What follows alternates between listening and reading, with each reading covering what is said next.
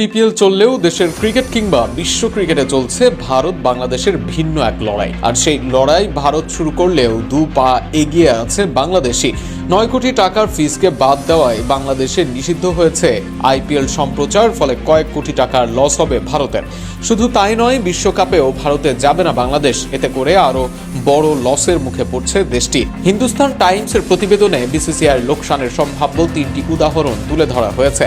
বাংলাদেশের ম্যাচ ভারত থেকে সরিয়ে নেওয়ার পর সেই জায়গায় অন্য কোনো ম্যাচ দেওয়া না হলে বিসিসিআইয়ের লোকসানের পরিমাণ হতে পারে 7 থেকে 30 কোটি রুপি, যা বাংলাদেশি টাকায় হতে পারে 40 কোটি টাকারও বেশি। আবার ধরা যাক বাংলাদেশের ম্যাচ সরিয়ে নেওয়া হলো ঠিকই, কিন্তু সেই জায়গায় অন্য কোনো দলের ম্যাচ আয়োজন করা হলো, তখন লোকসান অনেক কমে আসবে।